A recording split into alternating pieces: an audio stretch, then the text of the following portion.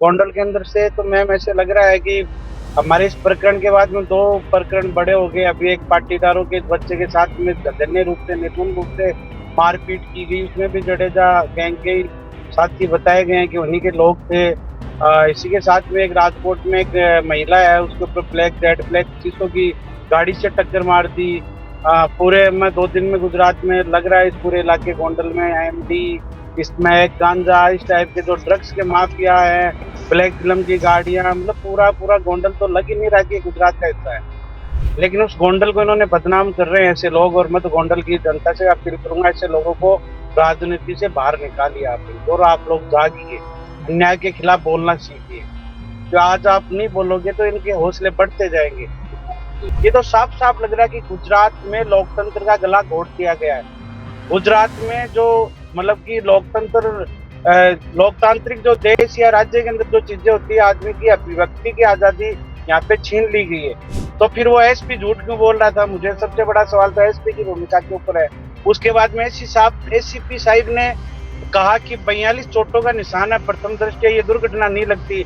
उसके बाद में रातों रात ऐसा कौन सा फोन आ जाता है कि एसीपी साहब अपने बयानों से मुकर जाते हैं? ये लड़ाई हम जारी रखेंगे और राजस्थान के हर समाज के 36 बिरादरी के नेता और सब लोग हमारे साथ हैं। विधानसभा के अंदर भी हमारे विधायक साथ हैं, लोकसभा में भी हमारे सांसद हमारे इस लड़ाई में साथ हैं, और इनको एक दिन सलाखों के पीछे भिजवाएंगे। बाकी अभी गोंडल के हालात बड़े ही भयावह है। यहाँ पे पूरा सिस्टम एकदम उनके हाथों की कठपुतली बन गया है गोंडल का। और हमारे जो रतन लाल जी हैं वो डरने वाले नहीं है, और उनके साथ पूरा मेवाड़ के साथ राजस्थान और पूरे उत्तरी भारत के अभी ये मूवमेंट हरियाणा, पंजाब, दिल्ली में भी बन गया। वहाँ भी यूपी में भी ज्ञापन दिए गए इसको लेके, और सारी यूनिवर्सिटी के सब लोगों के बच्चों को हम जगा रहे हैं कि एक यूपीएससी का छात्र मरा इस पर मारा गया है। तो बड़ा मूवमेंट होगा मैम इसके अंदर, और न्याय मिलेगा, हमें पता है। जरा सी जेल में जाएगा। નમસ્કાર, હું છું ગોપી ગંગર અને આપ જોઈ રહ્યા છો નિર્ભય ન્યૂઝ। આપણી સાથે અત્યારે રાજકુમાર જાટના જે વકીલ છે, એમના પિતા રતનલાલ જાટ, એમના વકીલ જયંત મોર્જ અત્યારે જોડાયા છે। તેઓ ગોંડલની અંદર છે, કારણ કે ગોંડલમાં તેઓ ન્યાય માંગવા માટે ગયા છે। અને સૌથી મહત્વની વાત, જે રીતે જયરાજસિંહ જાડેજાનું નામ આની અંદર સામે આવી રહ્યું છે, તેને વિરુદ્ધમાં પોલીસ કોઈ કાર્યવાહી નથી કરી રહી। હવે લીગલી આ લોકો ન્યાય માટે આગળ જેને કહી શકાય કે પોતે स्टेप्स ले रहा है। जैन जी, निर्भय न्यूज में आपका स्वागत है। आपसे एक चीज समझना चाहते हैं, आज आप लोग गोंडल में हैं। गोंडल में वहां पे अभी इस वक्त क्या है? मतलब आप लोग आगे कुछ ऐलान वैलान करने वाले हैं क्या? आप लोगों की रणनीति रहेगी? अभी तक पुलिस जिस मामले में एफआईआर नहीं दर्ज करी, तो इसलिए हम यहाँ पे हम लोग आए हैं कि जो भी एक्सीडेंटल जो इन्होंने रिपोर्ट बनाई है उनकी वेरीफाइड कॉपी वगैरह लेने के लिए, जो इन्होंने हॉस्पिटल के एमएलसी रिपोर्ट वगैरह बनाई है, सारे डॉक्यूमेंट कलेक्ट करने के लिए। गोंडल में क्योंकि आपको लग रहा है कि न्याय मिलेगा? जिस तरीके से गुजरात में तो यहाँ पे विधानसभा भी चल रही है, आज राजस्थान विधानसभा में भी इस पे काफी हंगामा हो गया। गुजरात हाँ, विधानसभा में कहीं जिक्र तक नहीं है। आज राजस्थान में जो किशनगढ़ विधायक हैं विकास चौधरी जी, जो पूर्व में छात्र राजनीति से जुड़े रहे हैं, छात्र नेता थे पहले, अभी विधायक है, सबसे यंग। भाजपा से वो कांग्रेस में आए हैं, और उन्होंने पूरे पुरजोर तरीके से इस मांग को उठाया है। और पूरे विधानसभा में भी टेबल के ऊपर भी मतलब प्रक्रिया सारे विधायकों ने समर्थन किया है। वहीं गोंडल के अंदर से तो मैम ऐसे लग रहा है कि हमारे इस प्रकरण के बाद में दो प्रकरण बड़े हो गए। अभी एक पाटीदारों के बच्चे के साथ में जघन्य रूप से, निर्मम रूप से मारपीट की गई। उसमें भी जडेजा गैंग के ही साथी बताए गए हैं कि उन्हीं के लोग थे। इसी के साथ में एक राजकोट में एक महिला है, उसके ऊपर ब्लैक जेड ब्लैक शीशों की गाड़ी से टक्कर मार दी। पूरे मैं 2 दिन में गुजरात में लग रहा है, इस पूरे इलाके गोंडल में एमडी, इसमें एक गांजा, इस टाइप के जो ड्रग्स के माफिया है, ब्लैक फिल्म की गाड़ियां, मतलब पूरा पूरा गोंडल तो लग ही नहीं रहा कि गुजरात का हिस्सा है। रात से हम लोग देख रहे हैं। क्या लग रहा है फिर गोंडल को लेकर, क्या आपकी धारणा बनी? गोंडल की मैम धारणा तो यही है, गोंडल के पूर्व महाराजा ने जो इतना अच्छे काम किए, जिन्होंने इस स्टेट के अंदर टैक्स फ्री, देश का पहला स्टेट था, इनके 4वीं क्लास तक महिलाओं के लिए अनिवार्य शिक्षा लागू की। उन्होंने गोंडल के अंदर पुरुष और महिलाओं के लिए विश्वविद्यालय बनाए। अच्छे अच्छे उन्होंने काम किए हैं। लेकिन उस गोंडल को इन्होंने बदनाम कर रहे हैं ऐसे लोग। और मैं तो गोंडल की जनता से अपील करूंगा, ऐसे लोगों को राजनीति से बाहर निकालिए आप इनको, और आप लोग जागिए, अन्याय के खिलाफ बोलना सीखिए। तो आज आप नहीं बोलोगे तो इनके हौसले बढ़ते जाएंगे। जी।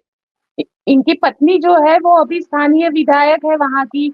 अगर बात की जाए जयराज सिंह जाडेजा, उनके बेटे पे भी इससे पहले एक दलित युवक को मारने का आरोप लगा हुआ था। जयराज सिंह जाडेजा पे हत्या का आरोप है। भारतीय जनता पार्टी के साथ जुड़े हुए हैं, लगता है कि कहीं भारतीय जनता पार्टी के साथ जुड़े हुए, क्योंकि गुजरात में इस वक्त ये बहुत चर्चा चल रही है कि जो लोग बीजेपी से जुड़ जाते हैं उनके खिलाफ पुलिस कोई कार्यवाही नहीं करती। आपने भी क्या ये महसूस किया है? मैम ये तो साफ साफ ही महसूस कर रहे हैं, जब अब तक राजस्थान से करीबन मेरे साथ 156 मांग पत्र प्रधानमंत्री जी के नाम से, अमित शाह जी जो गृह मंत्री है उनके नाम पे, मुख्यमंत्री गुजरात के नाम से, गृह मंत्री गुजरात के नाम से, डीजीपी के नाम से, इसी के साथ में 4 सांसद राजस्थान के, और 17 एमएलए, आज ये 18वां विकास जी, 18 विधायकों ने ये बात की है। इन्होंने ट्वीट के माध्यम से इनको डाला है, हम लोगों ने पर्सनली इनको मेल की है। सारी इंटेलिजेंस, सीआईडी सबको पता है, पर लगातार मीडिया आवाज उठा रही है। तो ये तो साफ साफ लग रहा है कि गुजरात में लोकतंत्र का गला घोट दिया गया है। गुजरात में जो मतलब कि लोकतंत्र, लोकतांत्रिक जो देश या राज्य के अंदर जो चीजें होती है, आदमी की अभिव्यक्ति की आजादी यहाँ पे छीन ली गई है। ये तो आप लोग हैं जो एकदम निर्भय रूप से पत्रकारिता कर रहे हैं, वरना तो यहाँ पे तो सभी को दबा दिया। कल मैं हाई कोर्ट में भी गया था, तो वहां भी ऐसे पता चला कि हाई कोर्ट के अंदर भी वकीलों के खिलाफ यहाँ पे मुकदमे दर्ज हो जाते हैं। पुलिस की पूरी दादागिरी चलती है, वो मैं 2 दिन से देख भी रहा हूँ। गाड़ी पे ना बत्तियां लगी हुई, गाड़ियों के पीछे नंबर प्लेट मिट्टी से ढके हुए हैं, हर इधर से गाड़ियां घूम रही हैं। तो मैं अराजकता का पूरा माहौल है गुजरात तो बहुत ही। हम लोग तो इतने दिनों से सोच रहे थे गुजरात के अंदर देश का सबसे सेफ स्टेट होगा, लेकिन देश का सबसे अनसेफ स्टेट है तो वो गुजरात आज। बिहार उत्तर क्या प्रदेश को भी पीछे छोड़ दिया अपराध में गुजरात में। आप कह रहे हैं बिहार उत्तर प्रदेश को भी पीछे छोड़ दिया, लेकिन सवाल यहाँ पर यह है कि गुजरात के अंदर जिस तरीके से चीजें है, गुजरात में महिलाएं आज भी इतनी ही सुरक्षित है जितनी अन्य राज्यों से ज्यादा यहाँ पे सुरक्षित है।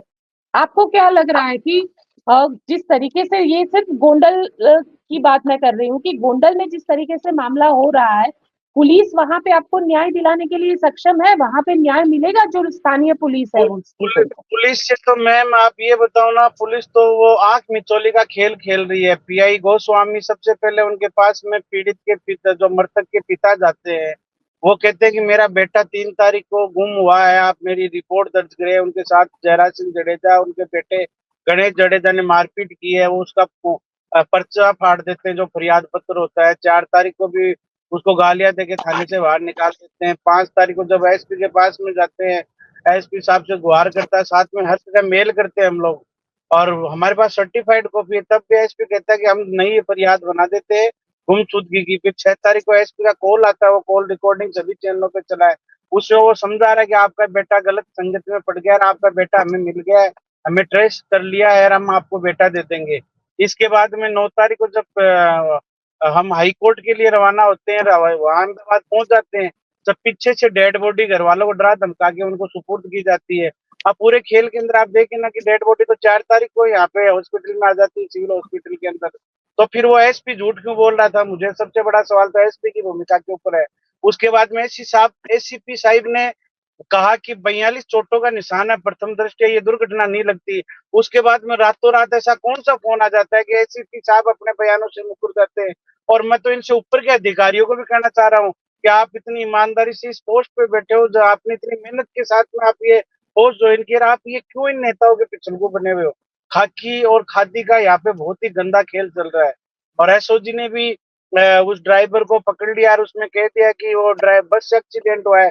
तो कोई एविडेंस तो दो आप लोग कि एक्सीडेंट ऐसे हुआ है, बस के अंदर मौत पड़ गई, बस के अंदर ना कोई ब्लड के स्पॉट है, ना जहाँ पे बस का एक्सीडेंट हुआ वहां पे कोई ऐसे कोई बॉडी के कोई लीथड़े या कोई शरीर पे इतनी गंभीर चोटें नहीं लग रही।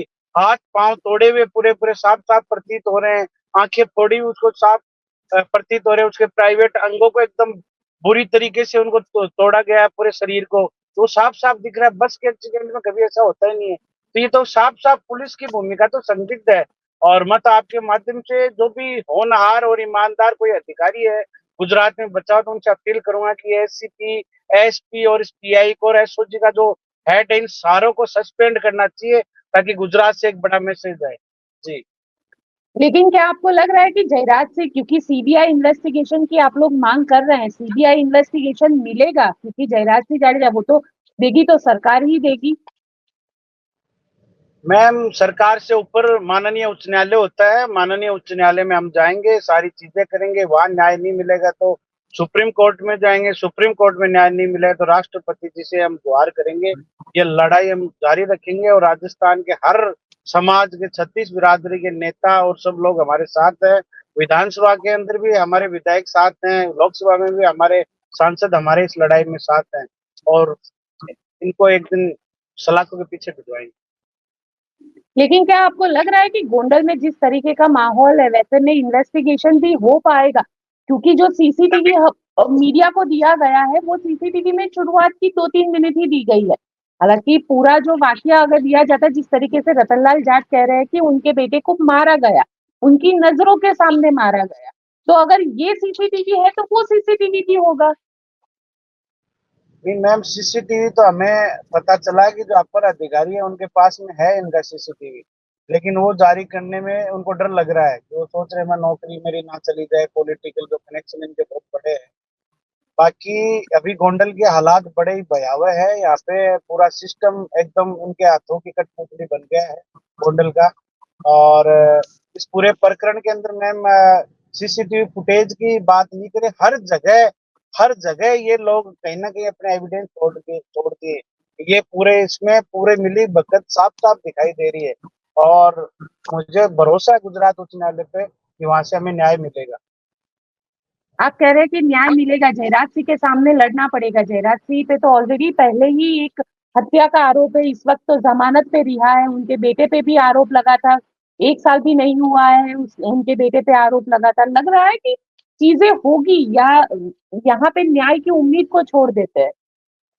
मैम, भारत के संविधान पे हमें भरोसा है, और एक चिट्ठी भी हाथी को पराजित कर देती है, तो हम तो चिट्ठी है, लेकिन इस हाथी का जो मदमस्त जो पॉलिटिकल हाथी है, इसको एक दिन हम इसका जो गमला है वो तोड़ तोड़ कर देंगे। न्याय व्यवस्था पे पूरा भरोसा है हमें, और हमारे जो रतन लाल जी हैं वो डरने वाले नहीं है, और उनके साथ पूरा मेवाड़ के साथ राजस्थान और पूरे उत्तरी भारत के, अभी ये मूवमेंट हरियाणा, पंजाब, दिल्ली में भी बन गया, वहां भी यूपी में भी ज्ञापन दिए गए इसको लेके, और सारी यूनिवर्सिटी के सब लोगों के बच्चों को हम जगा रहे हैं कि एक यूपीएससी का छात्र मरा है, इस पर मारा गया है। तो बड़ा मूवमेंट होगा मैम इसके अंदर, और न्याय मिलेगा, हमें पता है। जयराज सिंह जेल में जाएगा। आप कह रहे हैं जयराज सिंह जेल में जाएगा, वो तो कोर्ट का मामला रहेगा, लेकिन आगे आप लोग क्या मूवमेंट करने वाले हैं? आपका आंदोलन जारी रहेगा? अभी तो मैम हम हाई कोर्ट के अंदर पिटीशन दाखिल कर रहे हैं और सारे डॉक्यूमेंट रेडी कर रहे हैं, और उसके बाद में हम लोग सड़कों पे भी लड़ेंगे, हम भीलवाड़ा बंद करेंगे, गाँव के अंदर अभियान चलाएंगे, जयपुर में बड़ा प्रदर्शन करेंगे, विधानसभा घेराव करेंगे, और उसके बाद में हम लोग दिल्ली जाएंगे, संसद तक ये पूरी बात उठाएंगे, वहां धरना देना का वहां धरना। और गुजरात की सरकार को बार बार हम ज्ञापन के माध्यम से, कल भी हमारा एक प्रतिनिधिमंडल मुख्यमंत्री सीएमओ आवास में राज्यपाल जी से इनसे मिले थे, मंत्रियों से हम लोग लगातार मिल रहे हैं, और हमारे यहाँ के गुजराती भाइयों से भी हमें अभी पाटीदार समाज से और कई समाजों से हमें पूरा समर्थन मिल रहा है, और धीरे धीरे गुजरात में बहुत बड़ा ये बाउंडर बढ़ेगा। और हम तो अभी भी इस वीडियो के माध्यम से जो भी सरकारी एजेंसी हैं, आईटी सीआईटी को, इनको सारों को बोलना चाहिए कि एक विधायक के बेटे पूरे राज्य गुजरात की व्यवस्था पे सवाल ना उठवाए। गुजरात के अंदर हो सकता है इस मुद्दे पे सत्ता परिवर्तन भी हो जाए। आप कह रहे हैं गुजरात में सत्ता परिवर्तन हो जाए। गृह मंत्री से मिले थे आप, मुख्यमंत्री से भी आप लोगों ने कल मुलाकात की थी, क्या बातचीत हुई उन लोगों के साथ? उन लोगों ने क्या कहा? उन लोगों ने हमारा ज्ञापन रिसीव कर लिया और बोला हम लोग इस विषय की जांच करवाते हैं। वो खुद तो मिले नहीं, लेकिन उनके ऑफिस में गए थे, वहां हमने रिसीव करवा के आगे गए। हम हमारा पूरा प्रतिनिधिमंडल गया था, वहां जाके रिसीव कॉपी लिया है और उनको वहां दिया है। जो भी लोग मिले उनको समझा के आगे पूरा रतनलाल जी के साथ लेते। कब तक ये लड़ाई जारी रहेगी आपकी? आखिरी सवाल। जब जब तक न्याय नहीं मिलेगा तब तक ये लड़ाई जारी रहेगी।